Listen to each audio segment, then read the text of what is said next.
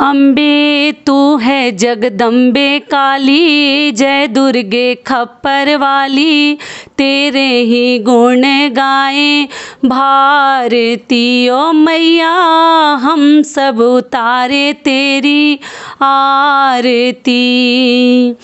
नमस्कार दोस्तों, मैं हूं ममता तिवारी और आप सभी का स्वागत करती हूं मेरे चैनल ममताज वे में। कैसे हैं आप सब, तो ये बताने के लिए कमेंट बॉक्स में जय माता दी हमेशा की तरह ज़रूर लिखें। तो चलिए दोस्तों, आज हम इस वीडियो में जानेंगे कि नवरात्रि कब से प्रारंभ हो रहा है, कब समाप्त होगा, नवरात्रि कलश स्थापना का शुभ मुहूर्त क्या है, अभिजीत मुहूर्त कब से कब तक है, कलश स्थापना मतलब हमें कब करनी है वो भी मैं आपके साथ शेयर करूंगी, टाइमिंग भी बताऊंगी।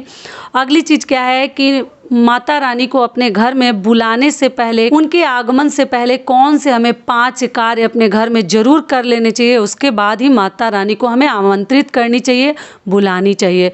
तो इसी के ऊपर आज का हमारा वीडियो है, तो आप बने रहिए मेरे साथ मेरे चैनल पर।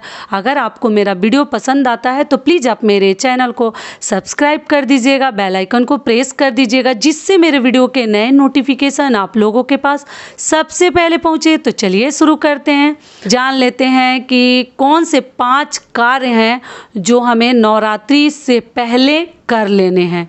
तो देखिए, सबसे पहले आपको एक चीज़ और जान लेनी है कि 25 सितंबर को जो है हमारा पितृपक्ष समाप्त हो रहा है, अमावस्या तिथि के दिन समाप्त हो जाएगा, और 26 से नवरात्रि जो है हमारा प्रारंभ हो रहा है। नवरात्रि के पहले हमें कौन से कार्य करने हैं, तो पितृपक्ष में ऐसे ही जब हम पितरों को भोजन देते हैं, तर्पण करते हैं, पानी देते हैं, बहुत सारे मतलब इस प्रकार के कार्य करते हैं, तो हमारा घर थोड़ा बहुत कहीं ना कहीं अशुद्ध माना जाता है। उसके बाद शुद्धिकरण किया जाता है, मतलब घर में हवन, गंगा जल का छिड़काव, वो भी नहीं है तो हल्दी का छिड़काव कर लीजिएगा। मतलब अमावस्या तिथि के बाद शाम को भी आप कर सकते हैं, या अगले दिन सुबह ही आप सूर्योदय से पूर्व कर लीजिए।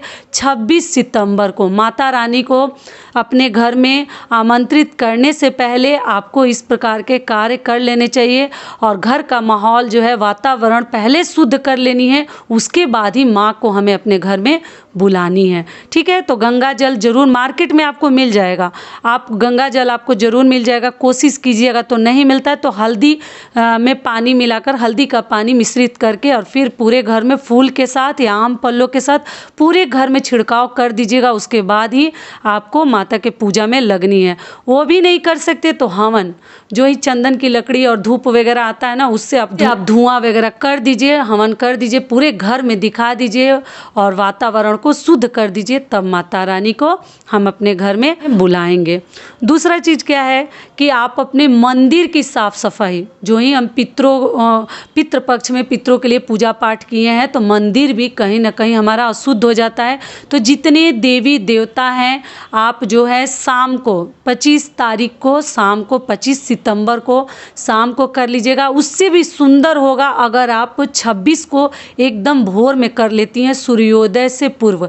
पूरे मंदिर में जितने भगवान जी का फोटो है आपके घर में, सभी भगवान जी के फोटो को गंगा जल है तो भी, नहीं है तो भी कपड़ा भिगाकर, और आपको जितने फोटो आपके घर में मूर्ति है, प्रतिमा है, सबको सबसे पहले पोंछ लीजिएगा।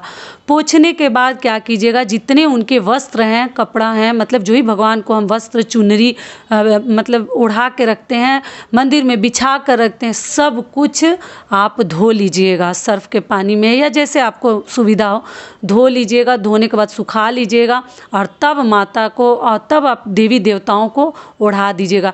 क्योंकि पितृपक्ष में हर चीज़ अशुद्ध माना जाता है थोड़ा सा, क्योंकि हम पितरों के लिए सब कार्य करते हैं, तो वो शुद्ध और शुभ नहीं माना जाता है। तो मंदिर की भी साफ सफाई आप लोग पक्का कर लीजिएगा। उसके बाद ही माता का चौकी रखेंगे या कलश स्थापना करेंगे। कलश स्थापना का भी मैं समय आपको बता देती हूँ। ठीक है, अगली चीज़ क्या है कि लहसुन प्याज हमें नहीं खानी है, जो कि सबको मालूम है कि तामसिक भोजन नवरात्र के दौरान लोग नहीं करते हैं, गंधाते हैं किचन से, और जो कि हमारे लिए सही नहीं होता है। मन कर्म वचन से शुद्ध होकर अगर 9 दिनों का व्रत रखें, तब तो आपको बहुत अधिक विधि विधान से व्रत रखनी चाहिए। लेकिन कई ऐसे लोग हैं ना जो बीमार हैं, पहले सुन लीजिए, जो बीमार हैं उनको कोई ज़रूरी नहीं है 9 दिन का व्रत रखने के लिए। माता ने कहीं नहीं कहा है कि आप अपने जान पर बन जाए और हम व्रत कर रहे हैं, ऐसा सब व्रत ना कीजिए। कई ऐसी मेरी बहनें बोली हैं कि दीदी हम मेडिसिन ले रहे हैं, फिर हमसे रहा नहीं जाता, हमारा तबीयत ख़राब हो जाता है, इसी में हमें 9 दिन का नवरात्रि रखना है। तो ऐसे सब में आप ना रखें। आप केवल प्रतिपदा और अष्टमी के दिन 2 दिन भी रख कर आप घर में कलश स्थापना कर सकती हैं अगर चाहें तब। नहीं तो आप ऐसे भी नॉर्मल भी माता की पूजा, फूल प्रसाद चढ़ाकर, आरती दीपक जलाकर भी कर सकती हैं। जान है तभी जहान है, एक चीज़ आप लोग जानते हैं ना। तो इसीलिए यथाशक्ति तथा भक्ति, ऐसा आप लोग को करनी है, घबरानी नहीं है। जान पर खेल कर पूजा नहीं करनी है, नहीं तो तबीयत खराब हो जाएगा। तो ये भी क्लियर हो गया। अगली चीज़ क्या है कि आप लोग पूछते हैं कि दीदी हमारे पास एक ही चूल्हा है, गैस चूल्हा, गैस स्टोव, तो हम लोग कैसे उस पर फलाहारी अपना बनाएंगे, जो ही फलाहार करेंगे, साबूदाना हो, साबूदाना खिचड़ी हो या शकरकंद हो या जो ही मूंगफली भूनना हो, तो हम कैसे भूनेंगे। तो एक ही चूल्हा है, तो ये चीज़ मैं समझ सकती हूँ। जब अकेले रहो तो सही बात है, बहुत सारी चीज़ आपके पास नहीं होता है, और जो नॉनवेज खाते हैं तो उनके लिए और भी दिक्कत हो जाता है। तो आप क्या कीजिएगा कि चूल्हे पर कैसे बनाएं, उससे पहले आप क्या कीजिएगा कि राख आप कहीं भी जला लीजिए, पेपर कागज़ जो उपले होते हैं ये सब चीज़ें जलाकर थोड़ा सा राख इकट्ठा कर लीजिए, और राख को चूल्हे पर रगड़ कर अच्छे से धो लीजिएगा सर्फ साबुन लगाकर। और धोने के बाद आपका चूल्हा जो है शुद्ध माना जाएगा। लेकिन छठ पूजा में ये भी नहीं चलता है, इतना भी सुन लीजिए। नवरात्रि में और बाकी सब पूजा में भगवान थोड़ा मतलब मुझे लगता है माफ़ी भी है, लेकिन छठ पूजा में नॉनवेज चूल्हा पर कहीं कुछ बनाना, प्रसाद वगैरह मतलब बिल्कुल नहीं बना सकते। लेकिन माता रानी के पूजा में आप इस प्रकार से अपने चूल्हे को शुद्ध कर सकते हैं, और करके आप अपना फलाहार वगैरह बना सकते हैं। उसके बाद उस चूल्हे पर कुछ बनाए ना, 9-10 दिनों के दौरान 10वीं तक या उसके आगे भी देख लीजिएगा आप कुछ ना बनाएं। वो भी अगर नहीं राख होता तो गोबर कहीं से मिल जाए तो गोबर भी चूल्हे पर लगाकर शुद्ध कर सकते हैं। ठीक है, समझ में आ गया। तो एक चूल्हा है तो इस प्रकार से आप लोग कर लीजिएगा। अगली चीज़ क्या है कि आप लोग जैसे ना पूजा की चीज़ें और सामग्री तो हमें खरीद कर लानी ही है।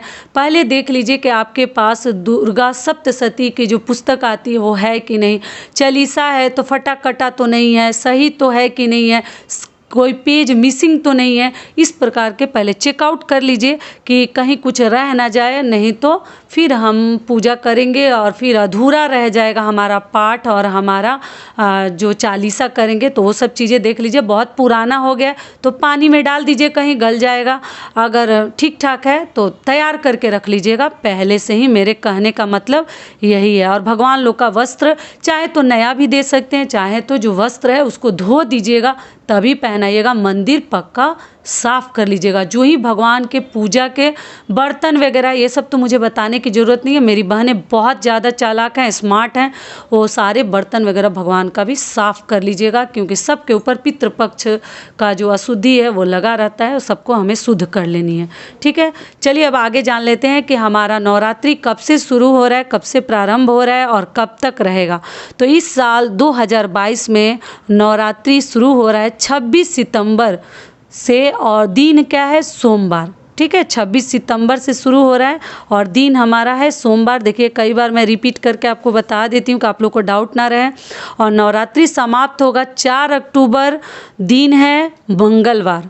4 अक्टूबर को नौमी तिथि है, तो उस दिन हम कन्या पूजन वगैरह करते हैं। जो 9 दिन का रखते हैं वो 10वीं के दिन पारण करेंगे, और जो केवल 2 दिन का रखते हैं प्रतिपदा और अष्टमी का, तो वो नौमी के दिन पारण कर सकते हैं। ठीक है, अष्टमी भूख कर नौमी को फिर हम पारण करते हैं। लेकिन नवरात्रि होने के बाद ही 10वीं को आप लोग पारण कीजिएगा, गलती मत कीजिएगा। अगली चीज़ क्या जानेंगे, कलश स्थापना का शुभ मुहूर्त। तो देखिए कलश स्थापना का 2 शुभ मुहूर्त है। एक सुबह ही है, जो अपना हर चीज़ तैयार कर लेंगे वो कर सकते हैं। आप खुद से भी कलश स्थापना कर सकती हैं, मैं वीडियो डालूंगी, ऐसे आप मेरी बहनों को आराम होगा। और 2 मुहूर्त है, दूसरा है अभिजीत मुहूर्त। ठीक है, तो वो कब है वो भी बता देती हूँ। तो देखिए सुबह का मुहूर्त है 6:11 से लेकर 7 7:51 तक है, ठीक है, सुबह में अगर जो तैयारी कर लिए उस समय कर लेंगे। दूसरा क्या है, अभिजीत मुहूर्त। तो अभिजीत मुहूर्त में 11:48 से लेकर 12:26 तक है, ठीक है। तो 2 शुभ मुहूर्त है, इसमें आप लोगों को कलश स्थापना कर लेनी है। जब ब्राह्मण से जो करवाएंगे वो करवा लेंगे, ब्राह्मण जब फ्री रहते, क्योंकि उस दिन ब्राह्मण भी नहीं मिलते हैं, हर घर में कलश स्थापना होते रहता है। उसके बाद तो नॉर्मल लोग अपना पाठ करते हैं 9 दिनों का, 9 अध्याय का। लेकिन पहले दिन ब्राह्मण का जैसे ना सबके अंदर रहता है कि ब्राह्मण से ही कलश स्थापना करवाएं, तो थोड़ा सा उनका छीना छीनी रहता है, मेरे घर आ जाइए तो मेरे घर आ जाइए, जल्दी से करवा दीजिए। तो इसलिए अगर आप चाहे तो अपने से भी खुद से भी कर सकती हैं, लेकिन 2 मुहूर्त है जो मैं बता दी, एक सुबह में है, एक 11 बजे से अभिजीत मुहूर्त है, तो आप लोग कर सकती हैं। तो यही सब नवरात्रि को लेकर जो महत्वपूर्ण बातें थे, नियम थे जो पहले कर लेने हैं, वो सब कार्य आप लोग कर लीजिएगा।